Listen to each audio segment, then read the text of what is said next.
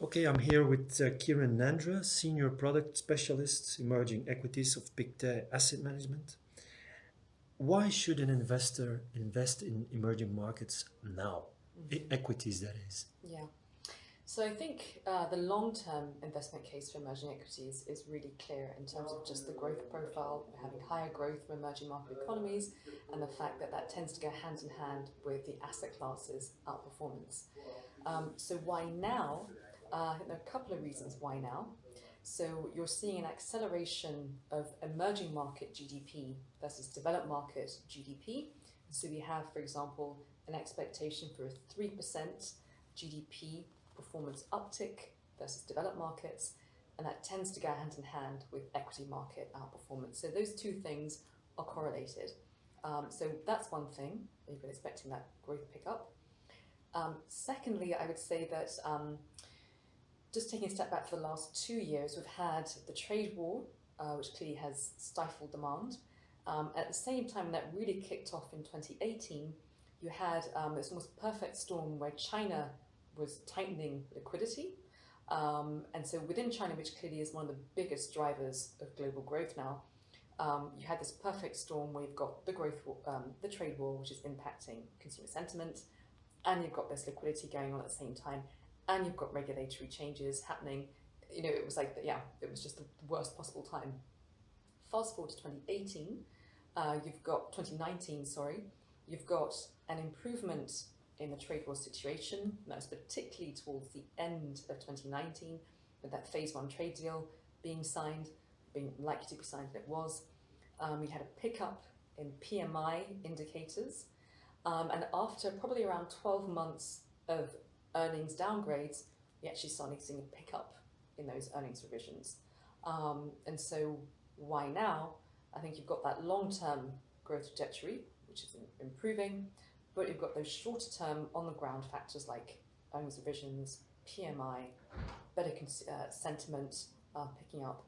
And I think, yeah, all those factors make me think that now is a good time to be investing in the region. You mentioned China. How important is Chinese economic growth for the whole universe now? Yeah.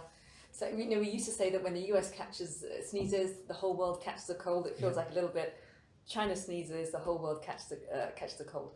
So China is probably around 20% of global GDP, and so that's why we haven't really spoken about coronavirus, but that's why there are a few more concerns in that this time around than last time around when we had SARS.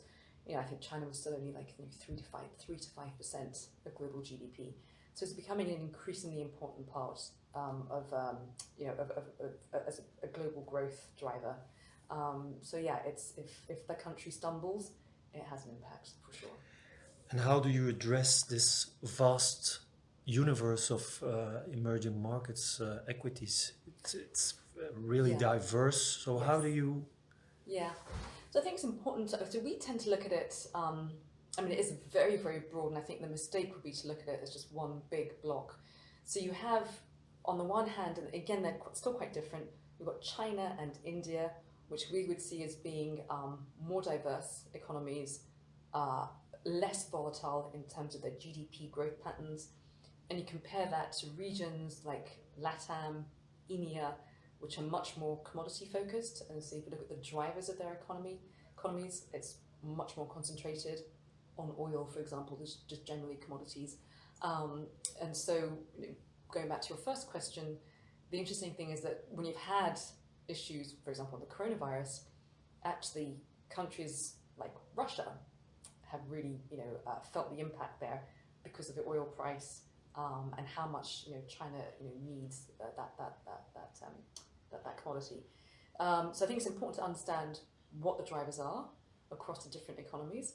And so for us, we would say certain countries are real long-term structural growth have long-term structural growth stories, like India, like China, and then you have more kind of cyclical areas like Latimia, if you want to call it that.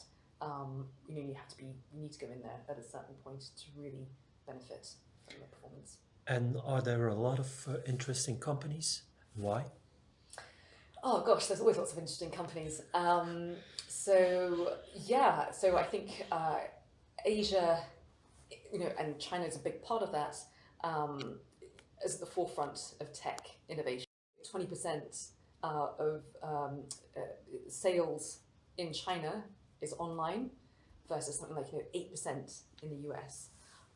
That has led to a lot of innovative opportunities. So there are companies in China now which are specifically set up to help foreign companies come in and be able to sell their goods online, to be able to navigate that whole opportunity set.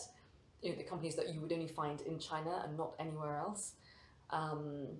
You've got the Chinese version, as I mentioned, of Tinder, etc. I mean, all those things are all kind of springing up. And then Indian companies, you have a big healthcare component there, mostly a generic pharma. You've got an incredibly educated workforce in India that's able to kind of like go globally and bring that expertise back to India. So yeah, I mean, think about specialty finance companies. There are a lot of really interesting niche type of lenders, microfinance, leasing companies that I think you can only find in this region and not elsewhere. And where do you focus on when you look at a company? So, given that it's such an incredibly diverse opportunity set, you have to focus on something to help you, isolate certain opportunities. We always look at things through the lens of cash, so cash flow generation, cash flow returns, but we always keep an eye on valuations. Is everything okay? Yeah.